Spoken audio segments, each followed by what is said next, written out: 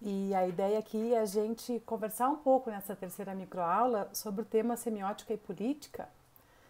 Na verdade, eu quero passar por esse tema. Eu sei que algumas pessoas aqui é o primeiro contato com o tema, outras já têm conhecimento nessa área.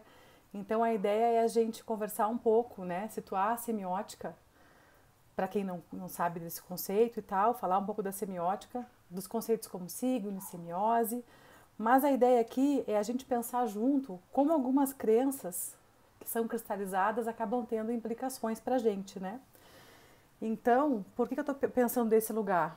Porque, mesmo para quem já conhece o tema, quando a gente fala na semiótica desse lugar, a gente pensa em tratar o cotidiano como algo que a política acaba atravessando isso, né? Então, a ideia é: oi, mãe, conseguiu entrar!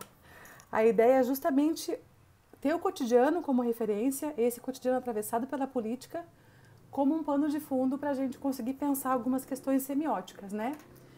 E aí a gente começa com a seguinte pergunta, né? Vocês já pararam para pensar como é que se configuram os sentidos? Como é que os sentidos são configurados? Por que essa pergunta é importante para a gente? A gente está num tempo onde essa disputa de narrativas, né? Ela é muito visível. E quando a gente percebe que há uma disputa de narrativas, entre narrativas, é importante a gente entender como, ou ainda por que algumas das nossas crenças conseguem se manter cristalizadas. E qual é a nossa responsabilidade nesse processo de cristalização das nossas crenças. Então, essa pergunta é importante, né? Eu tenho uma responsabilidade nesse processo. Quando a gente fala em disputa de narrativa, a gente está justamente tentando colocar aqui que elas acontecem justamente a partir dessas crenças, através dessas crenças, que mais parecem dogmas muitas vezes. Porque a disputa das narrativas se faz valer de crenças, é importante a gente parar para pensar sobre o que a gente pensa, o quanto a gente realmente pensa e o quanto a gente está adotando um pensamento que está chegando pronto para a gente. E esse é um exercício semiótico, né? Muito embora a semiótica ela seja frequentemente reduzida a um modelo, uma coisa mais utilitarista, né, para ser aplicada, ela não é isso. A semiótica ela é um processo mental. Então, se ela é um processo mental, a gente coloca essa questão de que as nossas ideias, né, isso pensando já no pragmaticismo de Peirce, as nossas ideias levam a ações. Então, a gente precisa pensar sobre o que a gente pensa. O que a gente tem pensado? Quais são os contratos de leitura que a gente faz, né? Porque as estratégias discursivas também se configuram a partir desses contratos de leitura, né? As nossas relações com os meios de comunicação também acontecem a partir desses contratos de leitura. Então, são questões importantes de serem levantadas. Como eu falei, a semiótica é um processo mental. E quando a gente traz esse olhar semiótico à tona, assim, começa a olhar para as coisas desse lugar, pensando o quanto, questionando até as nossas crenças, né, a gente começa a perceber que o cotidiano, aquilo que estava ali quieto, irrelevante, com coisas muito pequenas, que a gente não para observar, ele passa a ser relevante. Aquilo que era micro passa a ser importante. E talvez por isso que essa disciplina semiótica seja uma disciplina que cause tanto desconforto, porque justamente ela vai tocar em questões que estão ali quietas, naturalizadas, que ninguém questiona, e vai colocar o dedo ou vai colocar a luz naquele ponto, né? Então, essa aula, essa microaula, teve como motivação, não motivação, mas teve como a partir de um pressuposto cotidiano, né, a partir de um ponto cotidiano, que é essa provocação que eu fiz lá na chamada para a aula, quando a gente fala que, num intervalo de 2 meses, numa mesma cidade, uma criança cai de um prédio e morre sob os cuidados de um adulto, né? Enfim, mais precisamente a patroa da mãe dessa criança. E outra criança, 2 meses depois, sob os cuidados de um outro adulto, dessa vez um médico, né? Entra num hospital para fazer um aborto legal, amparada pela lei, por conta de um estupro. Então esse adulto está cuidando dessa pessoa, está sob essa responsabilidade desse médico. E aí um grupo de pessoas se reúne na porta de onde tudo aconteceu, né?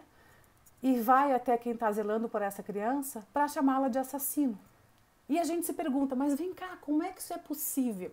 Como é que a gente consegue ver essas distorções, assim, vamos chamar de distorção, mas são outras semioses, né? Como é possível isso acontecer? Então, as nossas crenças, elas são tão fortes que às vezes a gente cruza algumas linhas para defendê-las, né? E essa inquietação que muitos de vocês devem ter sentido, né, como eu senti, de como é possível isso acontecer, certamente essas pessoas, como nós, como qualquer pessoa, está fazendo processos mentais, né? A gente vai construindo hipóteses das coisas, e na medida que eu construo hipóteses, eu vou encadeando signos, e interpretar é pensar. E pensar é relacionar signos. E aí, geralmente, existem respostas prontas, né? Para algumas pessoas não tem explicação o que aconteceu e para outras a explicação é muito óbvia, né? Muito simples de ser obtida.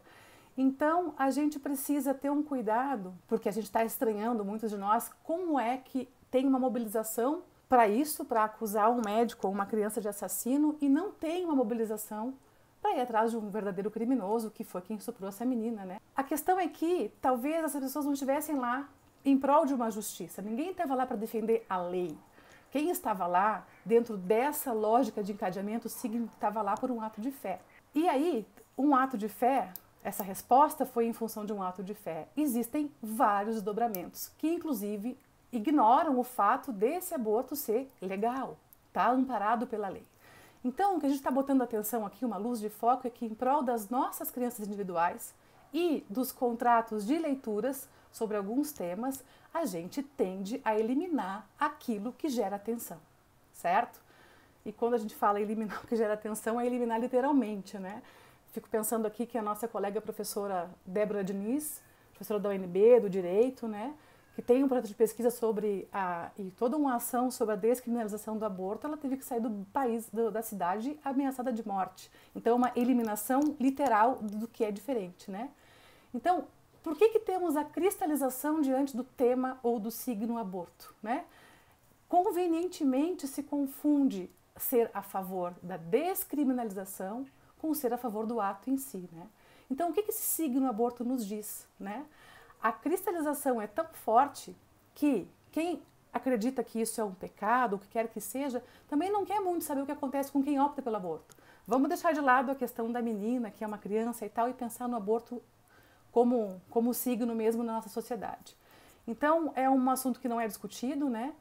Todos os problemas para quem opta por um aborto clandestino acabam sendo minimizados, fica tipo, mas quem mandou fazer, né? Pois é, e às vezes encarado até como uma punição. Então, interessante porque quando a gente começa a problematizar o cotidiano, a gente lê as coisas de outro lugar. O que tem de interessante acontecendo, semioticamente falando, nesse processo? Depois a gente entra nos conceitos, eu vou explorar um pouco a situação como um pano de fundo mesmo. Olha que interessante, muitas pessoas que jamais pararam para pensar ou para se pronunciar sobre a descriminalização do aborto, passaram a fazer. Esse é um exercício semiótico, pensar sobre o que a gente pensa. 26 de agosto, daqui a 3 dias vai fazer 2 anos que a professora Débora Diniz deu uma declaração no STF explicando a necessidade de uma descriminalização do aborto. Vai fazer 2 anos. E esse vídeo agora, 2020, 2 anos depois, está tendo muitos acessos. O que isso aqui está nos colocando? Inclusive o acesso a esse vídeo agora que esse caso aconteceu. Primeiro, a gente percebe aqui, vamos pensar no Lotman, que é um pensador da semiótica que fala das fronteiras.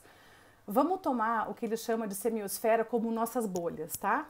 Então, existe uma semiosfera, que é a semiosfera da cultura do estupro, da culpabilização da vítima, independente da idade, da negação da necessidade de uma educação sexual, né? Mesmo sabendo que a casa é um lugar de abuso, aliás, essa semiosfera, essa bolha não enxerga essas questões. Existe outra bolha aqui, vizinha, né? Que entende a necessidade da educação sexual, que entende a importância de acolher a vítima e não culpabilizá-la pelo ato, né? Então, a gente tem 2 semiosferas, 2 bolhas. Quanto mais no centro da bolha a gente está, menos contato com o outro a gente tem. E as nossas crenças ficam muito ali autoafirmadas. O que a gente tem visto nesse momento é que as pessoas estão saindo dos seus centros dessa bolha, estão indo para a fronteira, como Lotman chama, a fronteira semiótica, né, da semiosfera, e passam a enxergar a outra bolha. Então, geralmente, quem está muito lá quentinho nas suas crenças, sejam elas quais forem, não tem tensão. Quando a gente se desloca para esse lugar, para essa fronteira, a gente começa a ter tensão. E isso talvez explique por que esse vídeo tem tanta visualização hoje, o vídeo da professora Débora Diniz, de 2 anos atrás, numa fala dela no Supremo sobre a descriminalização do aborto, e agora esse vídeo está super sendo acessado. Então, assim, os abortos clandestinos acontecem, né, no Brasil.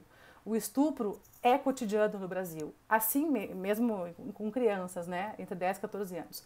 Só que esses assuntos não incomodam. Não incomodam quem? Quem está na bolha ou na semiosfera, onde isso não acontece, onde isso não é uma realidade, onde não tem um contato com esses temas, né? E por que então que esse caso teve tamanha repercussão?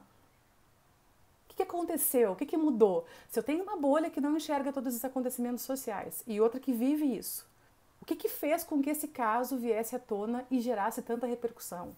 E aí é uma questão bem importante, né, sobre pensar como a gente pensa e o papel da semiótica nesse processo. Essa realidade de estupro, realidade de crianças que abortam por conta de estupro, ela se impôs pra gente, ela passou a existir. Mas quando? O que precisou para isso acontecer? Quando um fanatismo contra o aborto foi escandalizado. Quando pessoas, né, vão tão longe para defender suas crenças, a necessidade de problematizar aquilo que estava naturalizado passa a acontecer. E essas duas semiosferas são colocadas em contato. Talvez pessoas que nunca pensaram sobre a descriminalização do aborto, nunca teceram uma opinião sobre isso, ao ver esse fanatismo contra o aborto justamente criar essa situação, elas, não, mas peraí, então a gente precisa olhar para isso de um outro lugar. Percebe? De um outro lugar. Eu preciso que isso seja visto de outro lugar. Então começa a comparecer aqui pra gente outras semioses, né? E aí fico tentada aqui a trazer Paulo Freire, que nos falava, né, que só há história onde há tempo problematizado e não tempo pré-dado.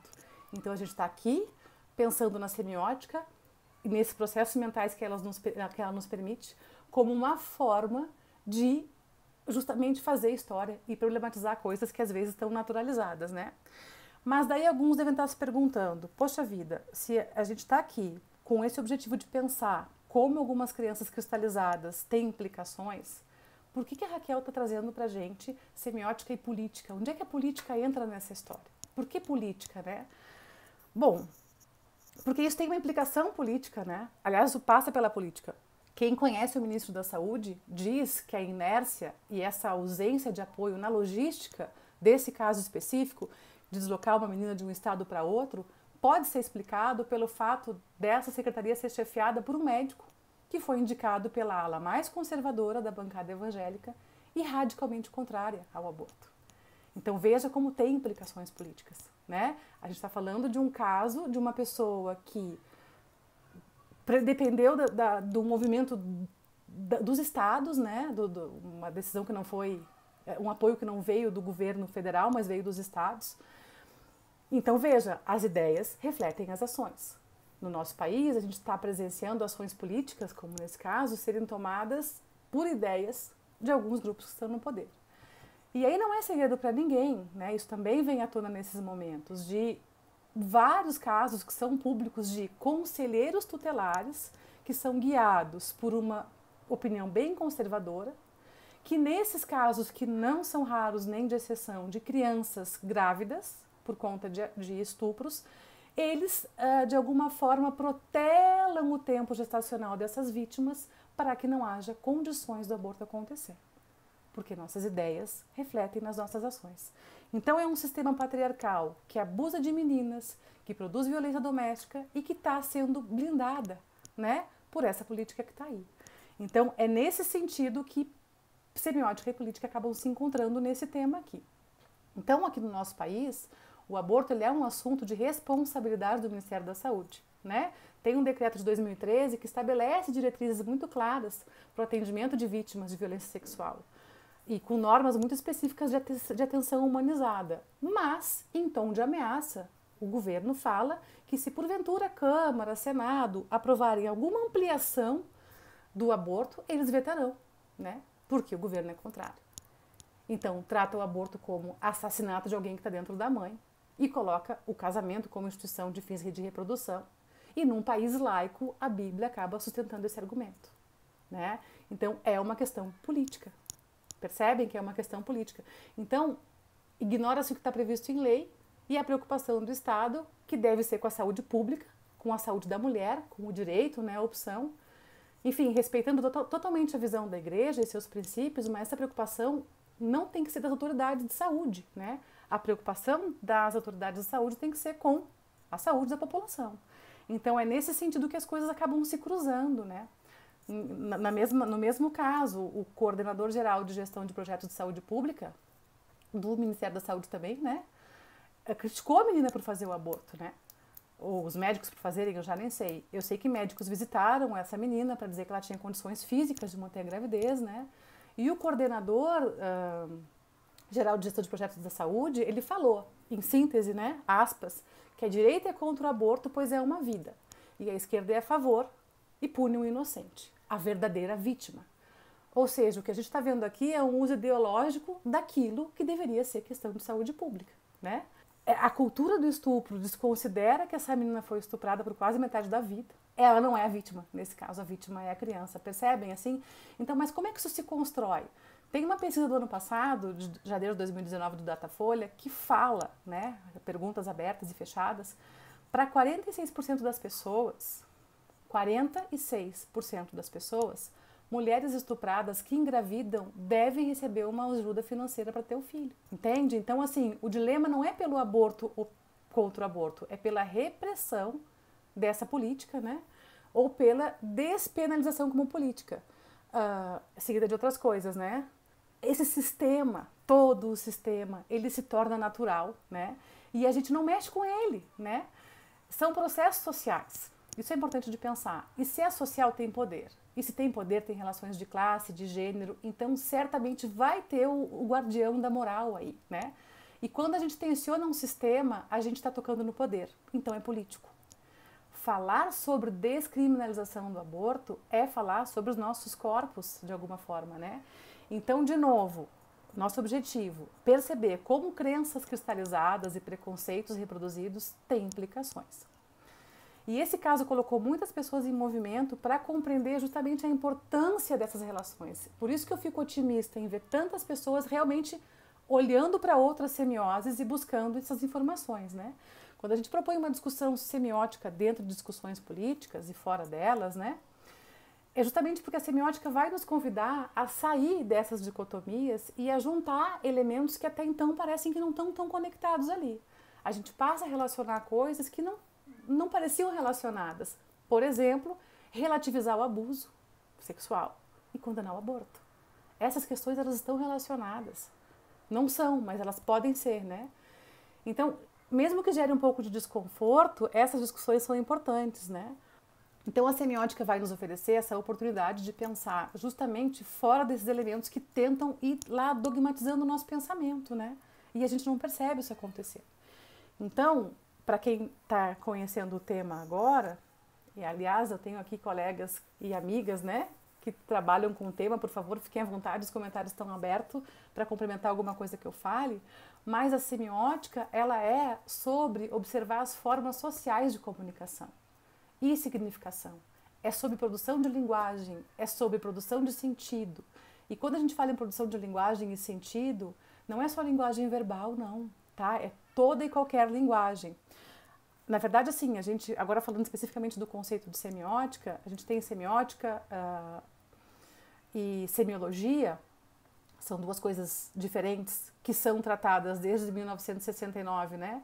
Com essa fundação de uma Associação Internacional de Estudos Semióticos, os conceitos foram revisitados e elas passaram a ser tratadas como sinônimos, apesar de não serem. Mas elas têm muitos pontos de contato, a semiótica e a semiologia. Bom, mas por que a gente entende as coisas como a gente entende? Por que a gente pensa como a gente pensa? E aí vão ter diferentes vertentes da semiótica, que não cabe entrar aqui em muito detalhe, porque é uma coisa mais extensa, né? Aqui é mais um panorama. Mas as diferentes semióticas justamente vão se articular para compreender o signo. certo? Então, para a semiótica, vamos tomar como sinônimo aqui, toda e qualquer linguagem, não como a semiologia diria que é só o texto, a palavra, né? Mas toda e qualquer linguagem é um signo em potencial. Não é que tudo seja signo. Por que tudo não é signo? Porque eu dependo de uma relação que eu estabeleço com esse signo, para que ele seja um signo, né? Então, são processos mentais. Deixa eu pegar um exemplo aqui, que agora me ocorreu. Quer ver um exemplo aqui? Tem essa foto aqui, ó, penduradinha aqui no meu escritório. Tá? Talvez para ninguém que esteja vendo essa microaula, talvez o Marcos está aqui ainda, vai saber que isso é um signo para mim. Não é para muitos. Mas vem cá, é uma tampa de panela e uma tampa de cuscuzeira com uma rolha. Isso aqui, meu avô fazia. Quando as panelas estragavam, ele botava uma rolha e fazia. Então, quando eu olho para isso aqui, vem o meu avô, vem a minha infância na casa dele, são várias coisas, tanto que a gente fez com as nossas panelas. Mas eu tenho uma relação com esse signo que talvez você não tenha. Então, para mim, ele é um signo, para você, não, né? Então, é nesse sentido, né? Se a interpretação não está pronto. Se não está pronto, demanda justamente essa relação. Então, como eu estava falando, vai depender da relação que se estabelece com essa coisa, com esse cheiro, com esse objeto, com essa palavra, para que ela seja um signo, tá? E aí, como é que se configura essa relação? Justamente a configuração dessa relação é o que vai dar o viés para cada semiótica. Semiótica europeia, com Saussure, com Umberto Eco, com Greimas. A semiótica americana com Peirce, com Dewey, com James. Semiótica russa com Lotman, que nós já falamos aqui, Bakhtin. Aqui na América Latina, o Eliseu Veron. São formas justamente diferentes de estabelecer essa relação, certo? Com o signo. Então a gente está no mundo, a gente se situa nesse mundo, a gente entende esse mundo e a gente começa a configurar um saber sobre esse mundo, partindo desse pressuposto que tudo é signo, né? Então, assim, brevemente, porque não tem como aprofundar nesse pouco tempo que a gente tem, a gente pode depois aprofundar isso em outro momento, só para comparar duas relações aqui sígnicas, comparar o que seria semiose e o que seria semiótica, né? A gente pode ter uma relação que ela é diádica, ou seja, dois elementos, ou triádica. Para o próprio Saussure, a semiologia, né, o signo tem um significante e tem um significado. O que isso quer dizer? Para cada signo, uma palavra, você pensa a palavra árvore, existe uma imagem acústica e psíquica, que é o corpo dessa palavra, que são as letras dela e como é que você recebe essa mensagem, e o significado, que é a alma dessa palavra, que é realmente o conceito de árvore, cada um vai ter a sua e tudo mais. Já para a semiótica, a gente tem uma relação triádica. Eu tenho signo, objeto e interpretante. Só que o signo, ele aparece aqui, né, como algo que designa ao mesmo tempo que ele é. Vou falar um breve exemplo que depois a gente vai voltar nele. Outro dia teve uma manchete no jornal falando sobre manchete. Estudante é preso fazendo delivery de drogas. Guardem essa informação. Estudante é preso fazendo delivery de drogas. Depois a gente vai voltar na questão do signo para explicar essa ideia de que ele designa ao mesmo tempo que é. Certo? Então, o signo não para. Tem até uma frase que a gente usa muito assim na vida, né? Não mexe na merda, quanto mais mexe na merda, mais ela vai feder. Isso é um conceito semiótico. Extremamente semiótico. Esquece que eu te falei. Não tem como esquecer o que você falou. Né? Impossível, já foi, já significou alguma coisa aqui. Então, quando a gente fala que o signo não para, nesse sentido, quanto mais mexe na merda, mais ela fede, não é que ele não pare por ser autônomo, né? Mas porque ele é social, né? Então, o signo, e aí começa a entrar uma semiótica mais social, ele pode ser pensado como dentro de um sistema, que alguns vão tratar como cultura, né? Mas se é um sistema, tem relações entre esses elementos. E se tem relações entre os elementos, a gente está falando de uma estrutura, tá? E a estrutura ela é tão forte, que a gente não consegue romper. E qual é esse convite que eu faço aqui ao pensamento semiótico em tomar a semiótica como esse processo mental? É justamente para a gente conseguir ficar mais atento e entender as estruturas que sustentam um argumento. O que significa? De que lugar isso está sendo pensado? E aí tem algumas ilustrações do tipo, briga de marido e mulher, ninguém mete a colher, mulher tem que se dar o respeito, né? Deus acima de todos, né? Brasil acima de todos, Deus acima de tudo. Essas coisas muito fechadas que acabam trazendo para a gente toda uma estrutura de pensamento que está por trás dessas frases feitas, toda uma relação com esses signos por trás dessas frases feitas, né? Então, se o sistema se torna natural, como a gente já falou, a gente não mexe com ele. Mas são processos sociais, né? Vale lembrar que se são processos sociais vão ter os guardiões da moral e quando a gente tensiona um sistema, a gente toca no poder. Então, a estrutura, essa estrutura que a gente está falando aqui, ela tem um poder enorme sobre o cotidiano. E aí a semiótica vem e problematiza justamente o cotidiano, né?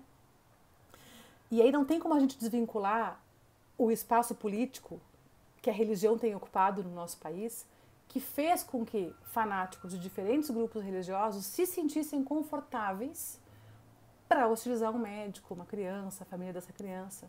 Então, o perigo que a gente corre não olhar para isso por esse lugar, né, de tensionar o cotidiano, de olhar para o micro, o perigo que a gente corre é justamente achar, não tem explicação o que aconteceu lá.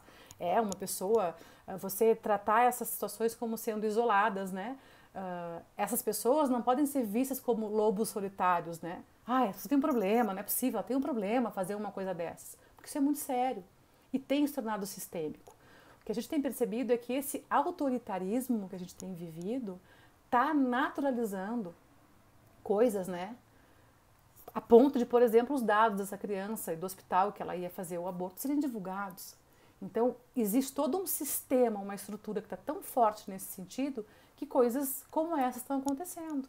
E cuidado se a gente tomar isso como coisas isoladas, pessoas destemperadas que não sabem muito bem o que estão fazendo. Elas sabem muito bem o que estão fazendo sim, porque elas estão dentro de uma estrutura, né, de pensamento e de relações com signos que justificam essas ações. Porque o meu pensamento vai refletir na minha ação.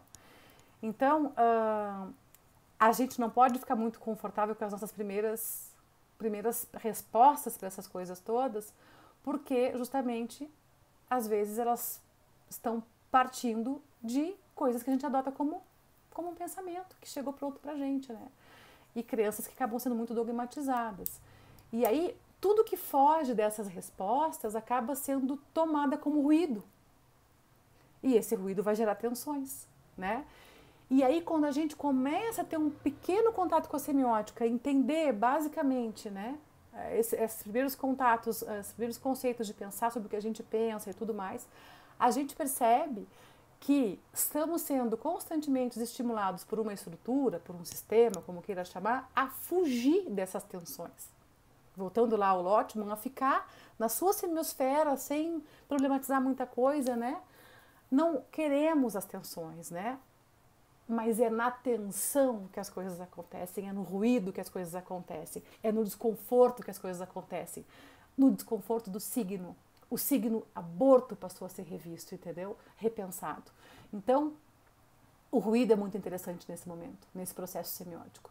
O processo interpretativo, o processo de relacionar de novo o signo, dá um trabalho, dói, a gente sofre, a gente se chateia, porque a gente tem que derrubar muitas crenças muitas vezes. É um trabalho pessoal forte, né, de reconfiguração.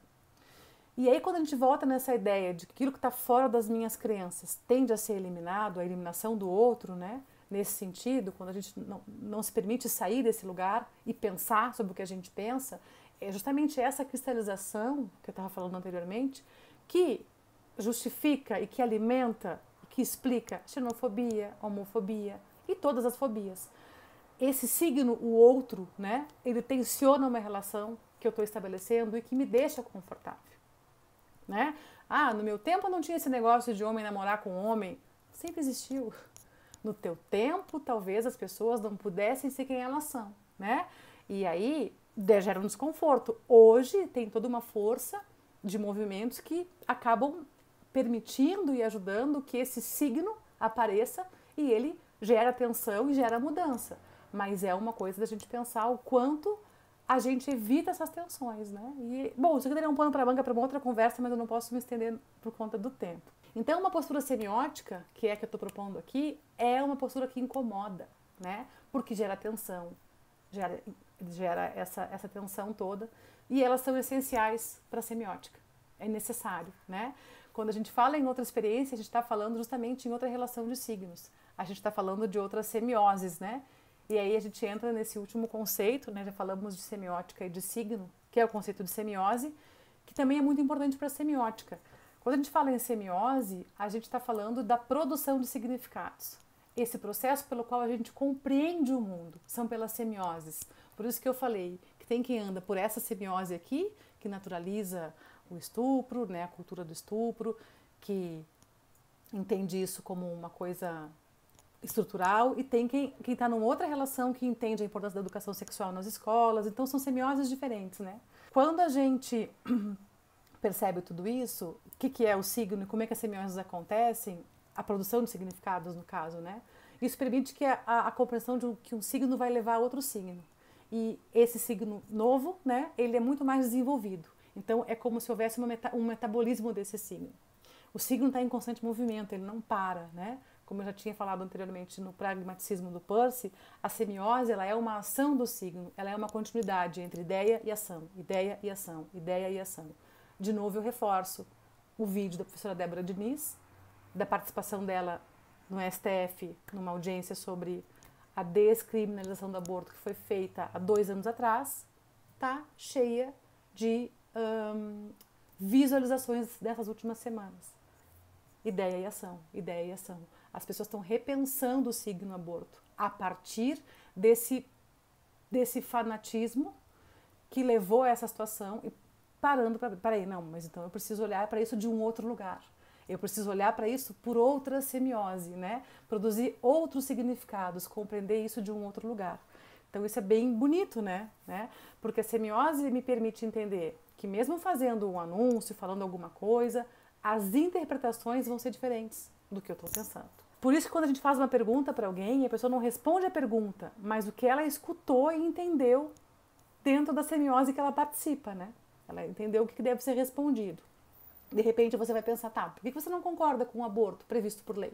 Por que você está aí na porta de um hospital chamando uma menina de assassina se isso está previsto em lei? Volto, né? A pessoa não vai ouvir essa pergunta. A pessoa pensa, mas o aborto é pecado? É desse lugar cristalizado que ela para e não reflete sobre todas essas variáveis, né?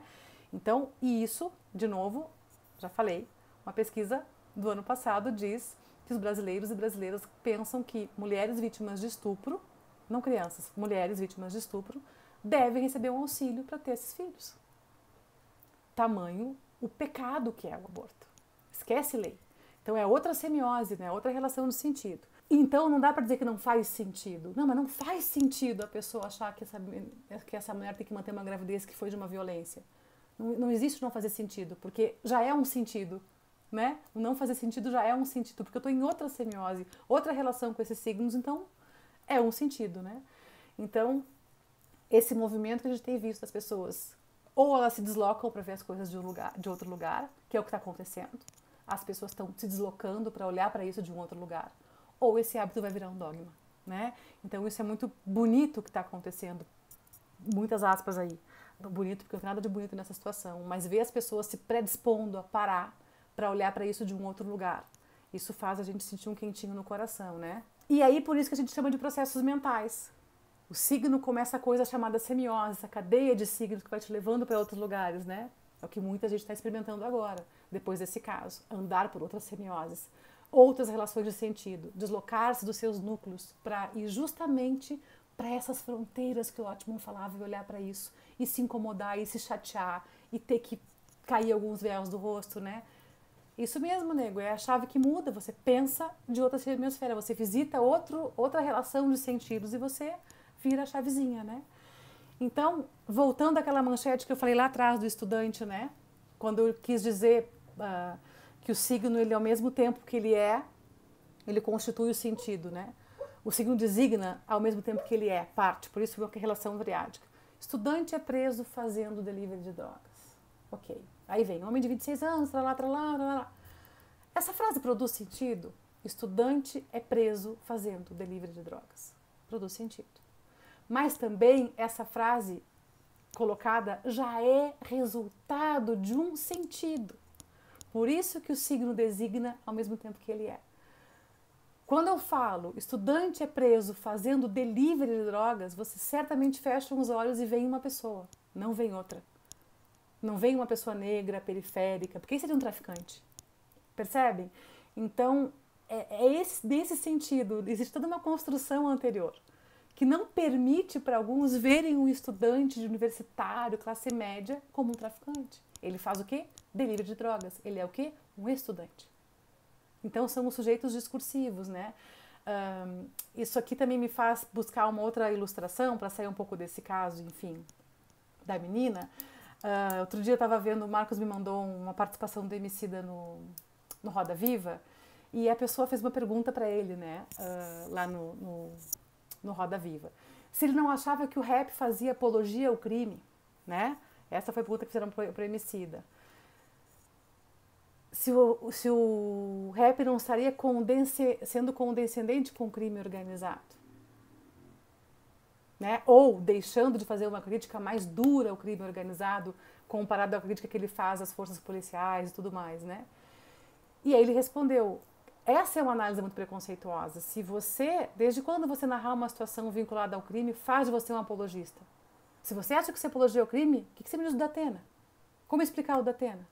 Né? Que faz isso do lado oposto em nome do jornalismo, né? Então a música faz um retrato do lugar onde a pessoa vive. Apologia ao crime é a forma como o brasileiro vive.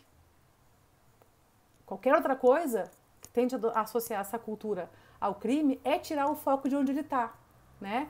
Então é nesse sentido.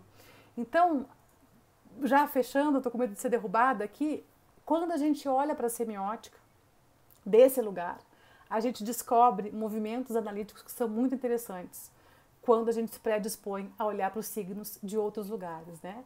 E aí, estava vendo outro dia um vídeo da Dona Ritinha, que eu amo, e ela fez uma citação do Paulo Freire dizendo que a esperança é um condimento indispensável à experiência histórica, que sem ela não haveria história, só determinismo. Que só há história onde há tempo problematizado e não pré-dado. Que a ineroxabilidade do futuro é a negação da história e que para que haja ensino tem que haver alegria e esperança. E aí esperança, ela fala nesse sentido de Paulo Freire, né? O verbo esperançar, não de esperar. Esperança de saber se organizar para fazer com que as coisas aconteçam. E eu acho que quando a gente olha para o cotidiano desse lugar, a partir de um olhar semiótico que problematiza o cotidiano, que faz o micro tomar voz e ter luz, a gente acaba se organizando para que as coisas aconteçam. Então, que o nosso desespero e angústia nos levem para outros lugares. E, né, amiga, que bom que você chegou aqui, Úrsula. É preciso estranhar, a gente tem que estranhar as coisas, né, e problematizar as coisas. Então, espero que a gente tenha conseguido aqui nesse tempo de 40 minutos colocar a questão da semiótica e política, situar esses dois conceitos, né, signo e semiose, para a gente pensar junto como essas cristalizações têm implicações e qual é a nossa responsabilidade de olhar para as nossas crenças de outros lugares, de outras semioses e estabelecer outras relações de sentido. Era isso que eu queria hoje, espero que eu tenha conseguido. Ai, Lirinha, nem me fala, que saudade de vocês também. Que saudade de vocês. Espero que a gente consiga juntos, né, ir olhando para as coisas de outro lugar e mudando algumas coisas que precisam ser mudadas, tocando em algumas feridas que precisam ser tocadas. E a gente está aqui para isso, as professorinhas estão aqui para ser esse espaço de acolhimento, de troca, de pensar junto. Para mim está sendo muito novo essa aula, né? Ah, amiga, atrasou, mas depois você pode assistir.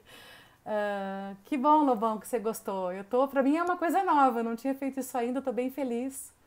Me sentindo acolhida e acompanhada, vendo vocês aí comigo, eu me sinto um pouco melhor. Eu estava muito ansiosa para isso aqui, porque eu nunca fiz isso nesse formato, né? Que bom, Rafa, que vocês estão aqui. Ai, Úrsula, obrigada pela companhia de vocês.